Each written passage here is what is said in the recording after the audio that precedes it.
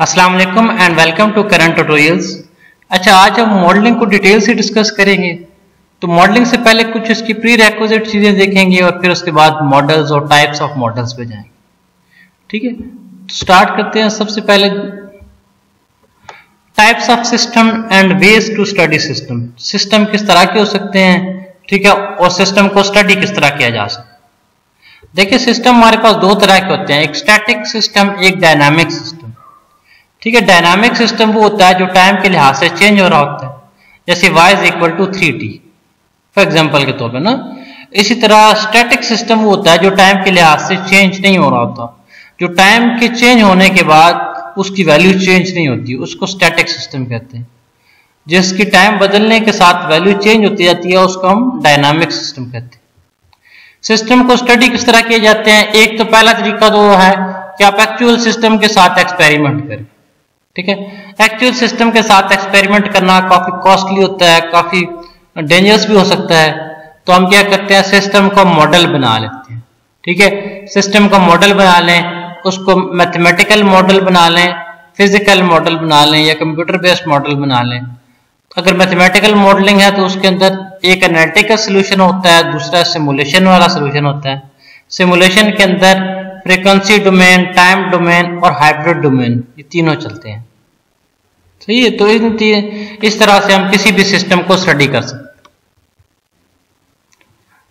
Model क्या चीज है, types of model, mathematical model क्या चीज है ना। देखिए, मॉडल जो होती है किसी भी रियलिटी की वो सिंप्लीफाइड रिप्रेजेंटेशन। ठीक है, हम क्या करते हैं, किसी ओरिजिनल चीज का रेप्लिका जनरेट करने की कोशिश करते हैं जो ओरिजिनल को रिप्रेजेंट करे। ठीक है, मॉडल्स हमारे पास तीन तरह से होते हैं, फिजिकल मॉडल हो गया, मैथमेटिकल मॉडल हो गया, कंप्यूटर बेस्ड मॉडल हो गया। ठीक है, इसके अंदर स्टैटिक वो सिस्टम होगा जो टाइम के लिहाज से चेंज नहीं हो रहा, और डायनामिक वो होगा जो टाइम के लिहाज से चेंज हो रहा। मैथमेटिकल मॉडलिंग और इसकी क्लासिफिकेशन देखते हैं। देखिए, मैथमेटिकल मॉडलिंग है प्रेडिक्शन के लिए यूज की जाती है, फोरकास्टिंग, डायग्नोस्टिक के लिए यूज की जाती है, परफॉर्मेंस चेक करने के लिए यूज की जाती है, कंट्रोल सिस्टम डिजाइन करने के लिए इस्तेमाल की जाती है। मैथमेटिकल मॉडलिंग बेस्ड है हमारे फिजिकल लॉज के ऊपर। ठीक है, मॉडल का स्ट्रक्चर अगर लीनियर है, नॉन लीनियर है, या जिस तरह से भी है वो चेक करना होता है। सिस्टम के अंदर एस्टिमेट बिहेवियर करना होता है। सिस्टम को नॉर्मली हम क्या करते हैं, डायनामिक सिस्टम को डिफरेंशियल इक्वेशंस की मदद से रिप्रेजेंट कर देते हैं। अब मैथमेटिकल मॉडल बनाया कैसे जाता है, सबसे पहले तो सिस्टम की डेफिनेशन की जाती है और फिर इसके कंपोनेंट्स को डिफाइन किया जाता है। इसके कंपोनेंट्स को डिफाइन करने के बाद वेरिएबल सेट्स किए जाते हैं और अजम्पशंस ली जाती है। ठीक है, असल काम यहां से शुरू होता है, वेरिएबल सेट कर दिया, अजम्पशंस ले ली। अजम्पशंस के बाद उनकी बेसिस पे हमने क्या किया, डिफरेंशियल इक्वेशंस बना ली। जब डिफरेंशियल इक्वेशंस बन गई तो उनका सोल्यूशन फाइंड करने की कोशिश की। जब उनका सोल्यूशन निकला तो हमने क्या किया, वेरीफाई किया और अजम्पशंस के साथ। जब सिस्टम को वेरीफाई किया, अगर तो सोल्यूशन ठीक है तो सही है, वरना हम यहां से वापस लूप ले जाते हैं, वापस फॉर्मुलेशन ऑफ मैथमेटिकल मॉडल के ऊपर। ठीक है, तो इस तरह एक लूपी वे में यह सारा सिस्टम चलता है। अच्छा, अगर हमारे पास इलेक्ट्रिकल सिस्टम आए तो उसके अंदर कैपेसिटर होता है, रेजिस्टर होता है, इंडक्टर होता है। अब देखें, इंडक्टर के अंदर V is equal to L D I by D T होता है, इसके अंदर V is equal to R I या आई आर होता है। इस तरह V is equal to 1 by C integral of I D T होता है। ठीक है, जब integral of I D T है तो ये क्या बनेगा, ठीक है, Q ऑफ S बन जाएगा। जब इसका लैप्लास लेंगे तो V of S is equal to I of S over C S. ठीक है ना, V of S is equal to I of S over S आ जाएगा ना, इसका Laplace I of S over S आ जाएगा, तो C आ जाएगा, I उधर जाके डिवाइड हो जाएगा, तो V ओवर I क्या बना, 1 ओवर सी एस। इसी तरह V of S is equal to I R है, दोनों तरफ का लैप्लास लिया तो V of S is equal to I of S साथ में R आ जाएगा। जब I उधर जाके डिवाइड हो जाएगा तो यहां सिर्फ R आ जाएगा। इस तरह इसका लैप्लास लेंगे तो V of S is equal to L S I of S। S I of S इधर है तो I ऑफ S उधर जाके डिवाइड हो जाएगा तो यहाँ पे क्या रह जाएगा, L S। Q के साथ L मल्टीप्लाई होगा। ठीक है, इसी तरह हमारे पास अगर मैकेनिकल सिस्टम हो, और मैकेनिकल में दो तरह के सिस्टम होते हैं, एक ट्रांसलेशनल और एक रोटेशनल। अगर ट्रांसलेशनल स्प्रिंग, डैम्पर या मास हो, स्प्रिंग के केस में हम सिंपली के के साथ मल्टीप्लाई कर देते हैं, डैम्पर के साथ फर्स्ट डेरिवेटिव होता है तो इसलिए साथ में s लिखते हैं, और मास के साथ सेकंड डेरिवेटिव होता है तो इसलिए डबल s लिखते हैं। ठीक है, इसी तरह अगर रोटेशनल सिस्टम हो तो वही बात है, स्प्रिंग के लिए k लिख दिया, डैम्पर के लिए d लिख दिया, और यहाँ इनर्शिया आ गया, इनर्शिया के लिए j लिख दिया। पिछले वाले केस में क्या था, स्प्रिंग, ठीक है, डैम्पर और मास। इस केस में क्या था, स्प्रिंग, डैम्पर और इनर्शिया।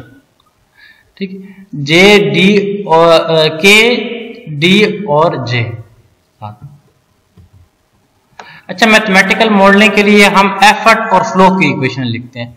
जैसे फ्लो के केस में करंट है, एफर्ट उसके पीछे क्या लग रही है, वोल्टेज लग रहा है। इलेक्ट्रिकल सिस्टम के अंदर फ्लो करंट होती है, उसके पीछे एफर्ट जो लग रही होती है वो वोल्टेजेस होते हैं। इसी तरह ट्रांसलेशनल सिस्टम के अंदर फोर्स होती है और डिफरेंशियल वेलोसिटी। इसी तरह रोटेशनल सिस्टम के अंदर एंगुलर वेलोसिटी और टॉर्क। फ्लूइड सिस्टम हो तो प्रेशर और फ्लो रेट। इस तरह थर्मल सिस्टम के अंदर हीट फ्लो और टेम्परेचर का डिफरेंस। अच्छा, मैथमेटिकल मॉडलिंग के अंदर डिफरेंट क्लासिफिकेशन होती हैं। एक लीनियर सिस्टम हो गया या नॉन लीनियर होगा।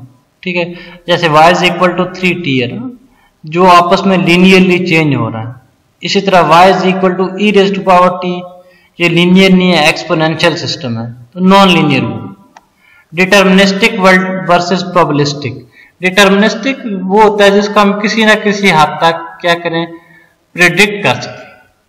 ठीक है, स्टोकेस्टिक वो होता है जिसके बारे, प्रोबेबिलिस्टिक वो होता है जिसको हम सही तरह से प्रिडिक्ट नहीं कर सकते।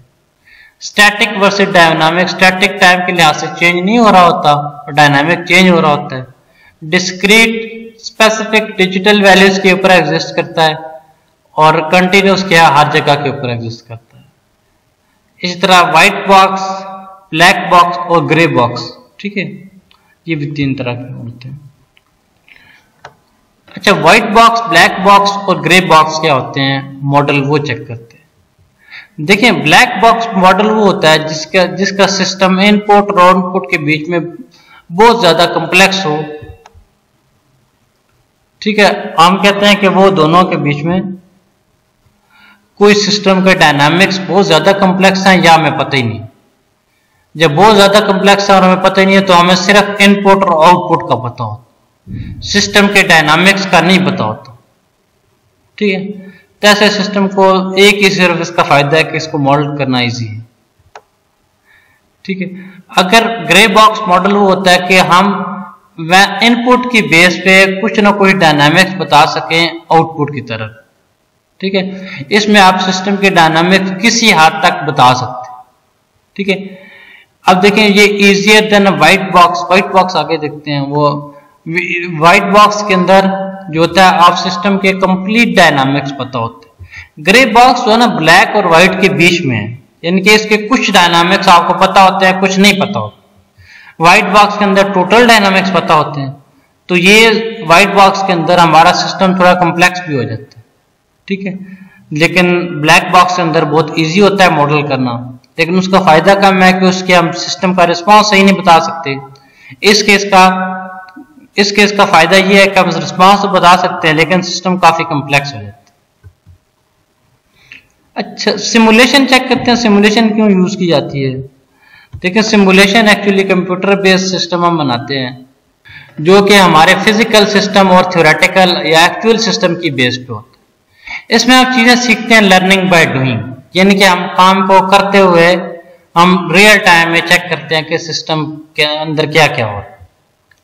एडवांटेजेस ऑफ सिस्टम यह है कि सिस्टम को हम स्टडी किया जा सकते हैं हम विदाउट एनी एक्स्ट्रा कॉस्ट। हम इसको टेस्ट कर सकते हैं, सिस्टम को ऑपरेशन चेक कर सकते हैं। आपके पास टाइम होता है काफी चेक करने के लिए। ठीक है, आप अपने सिस्टम के अंदर जो है वो पैरामीटर्स चेंज करके उसका रिस्पॉन्स चेक कर सकते हैं। इसके कुछ डिसएडवांटेजेस भी हैं। जब डिसएडवांटेजेस ये हैं कि देखें जो प्रैक्टिकल केस में वैसी चीज़ें नहीं मिलती जैसी आपको सिमुलेशन बेस में मिल रही होती हैं। ठीक है, 100% एफिशिएंट चीज़ें या 100% वो बिल्कुल एक्यूरेट चीज़ें मिलना पॉसिबल नहीं है। तो ये मसला होता है इस केस में।